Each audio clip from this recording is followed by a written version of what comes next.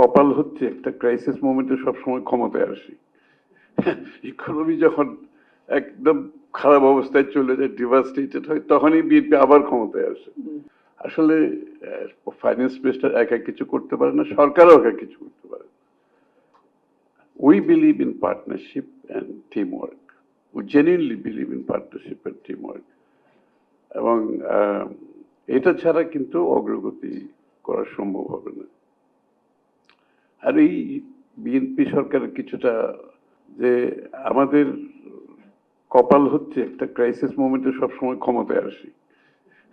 Economy যখন একদম খারাপ অবস্থায় চলে যায়, ডিভাস্টেটেড হয়, তখনই বিএনপি আবার ক্ষমতায় আসে। বাট গুড থিং, ভালো দিক হচ্ছে বোধহয় আমরা বিগত দিনে টার্ন অ্যারাউন্ড করতে পেরেছি সামহাট ইকোনমিকে। খারাপ সময়ে দায়িত্ব নিয়েও economy turn around again because একটা কারণে যে বিএনপির অ্যাকচুয়ালি ফাউন্ডিং ভ্যালু হচ্ছে যে প্রাইভেট সেক্টর লেড গ্রোথের যে প্রিন্সিপাল, যে নীতিমালা, যে দর্শন, এটা ওয়ার্ক করেছে বারবার ওয়ার্ক করেছে।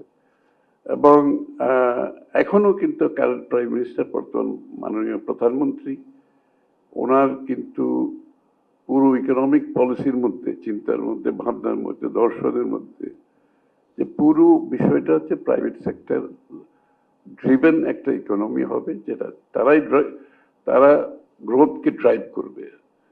এবং পাবলিক সেক্টর, সরকারের কাজ হচ্ছে ফেসিলিটেট করা, এনেবল করা।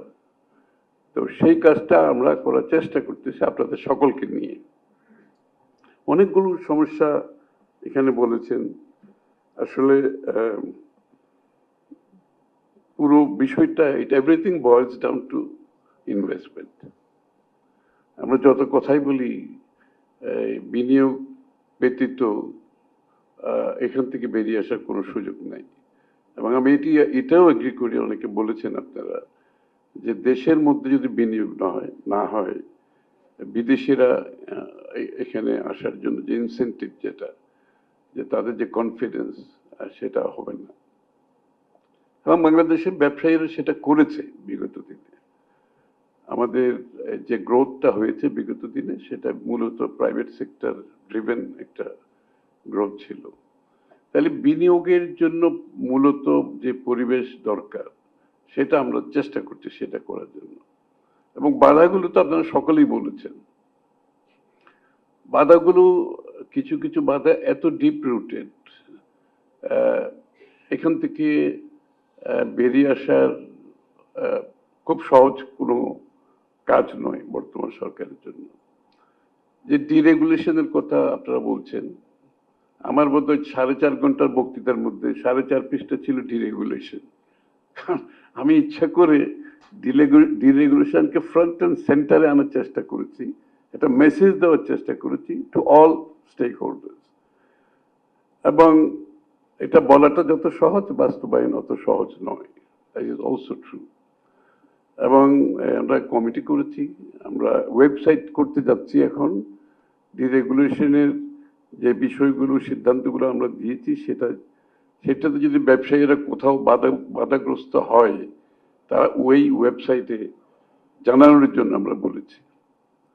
এখানে আমি একটা কথা বলছি যে আপনারা আমাকে, আমরা একটা কমিটি করেছি, টাস্ক ফোর্স করেছি, ওয়েবসাইটে আপনারা কমপ্লেন করবেন, সেটা ঠিক আছে।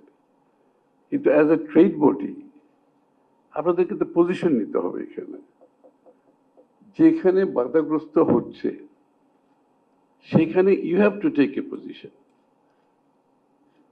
যে কিছু কমপ্লেন এর মধ্যে আমার কাছে এসছে, যেটা সিমিন বলতেছিল কিছু কিছু বিষয়ে, এবং আমি কাস্টমস, পোর্ট এবং প্রাইভেট সেক্টরকে নিয়ে একসাথে বসেছি, ওপেন এরকম এইভাবে বসেছি খোলামেলা, যেটা নর্মালি সরকারি কর্মকর্তারা পছন্দ করে না। But I made a point that ঠিক আছে, সবাই বসেন, private sector, customs and port. এই যে কস্ট অফ ডুইং বিজনেসের কথা আসছে, হ্যারাসমেন্ট কথা যেটা জিল্লুর বললো, এগুলো তো আসলে ইউ হ্যাভ টু কনফ্রন্ট ইট। মানে আপনি যদি খালি একটা পলিসি দিলেন এবং ওইটা বাস্তবায়নের জন্য যদি নর্মাল কোর্সে যদি অ্যালাউ করেন, এটা বাংলাদেশে হবে না। So you have to confront it day to day basis, case by case. এবং ওভারঅল পলিসি যেগুলো ডিরেগুলেশন দেওয়া হয়েছে এগুলোর এক্সিকিউশন হচ্ছে কিনা। ওই সিটিংয়ে একসাথে আমরা বোধহয় 8-10টা ডিসিশন দিয়েছি, যেখানে পোর্টের কস্ট অফ ডুইং বিজনেস, কাস্টমসের যে হয়রানির কথা বলা হচ্ছে, এবং পুরো একটা ইম্পোর্ট কার্গো আসার পর থেকে রিলিজ হওয়ার মধ্যে যে টাইম ফ্রেম সেটা বেঁধে দেওয়া হয়েছে। কাস্টম কোথায় কোনটা কতদিন করতে পারবে, পোর্ট কতদিন করতে পারবে, এবং এটার ক্লিয়ারেন্সের টাইম অতিক্রম করলে এটার জন্য কারা কারা দায়ী থাকবে।